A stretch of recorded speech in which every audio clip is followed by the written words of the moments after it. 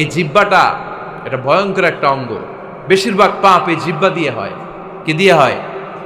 এজন্য সাহাবারা জিহ্বা ধরে মাঝে মাঝে জিহ্বার মধ্যে ব্যাত মারতেন আর বলতেন, জিহ্বা তোর জন্য আমি আটকে যাব কিয়ামতের দিন। আমলিক আলাইকা লিসানাক, নিজের জিহ্বার মালিক নিজে হন। আপনার জিহ্বার মালিক যেন শয়তান না হয়ে যায়। জিহ্বা আপনার, শয়তানের ভাষায় আপনি কথা বলেন কেন? খবরদার, প্রতিটা কমেন্ট, প্রতিটা কথা, প্রতিটা মন্তব্য, এগুলোর ব্যাপারে কিয়ামতের দিন পাই টু পাই করে আপনার কাছে আল্লাহর সুপ্রিম কোর্টের কাঠগড়ায় দাঁড় করিয়ে আপনারা জিজ্ঞেস করবে কে? এজন্য বিশ্বনবী বলছেন, মাইয়াদমানলি মা বাইনা লিহিয়াইহি ওয়া মা বাইনা রিজলাইহি আদমান লাহুল জান্নাহ।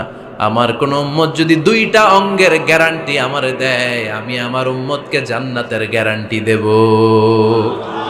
দুইটা অঙ্গের, একটা হলো জিহ্বা আর একটা লজ্জাস্থান। দুই চোয়ালের মাঝে যা থাকে লিজ্জা জিহ্বা, আর দুই পায়ের মাঝখানে যা থাকে লজ্জাস্থান। এই দুইটা অঙ্গের গ্যারান্টি যদি বিশ্বনবীকে আপনি দেন যে নবী, জিহ্বা আর লজ্জাস্থান এই দুইটা অঙ্গের কোনো পাপ আমি করব না, নবী বলে আমি দুনিয়ায় তোমার জান্নাতের গ্যারান্টি দিলাম।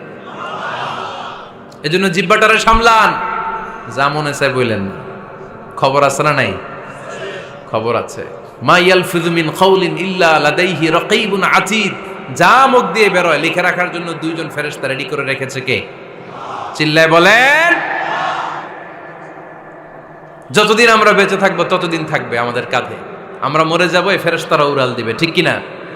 দুই কান্দে জি ছিল যে তোমার দুইজনা পাহারা, তোমারে একলা থইয়া পালাইছে তাহারা। তোমার আটকুঠুরি নয় দরজা বন্ধ এবার হলো রে হলো। মুখে আল্লাহ রসুল সবে বলো, ও মুখে আল্লাহ রসুল সবে বলো।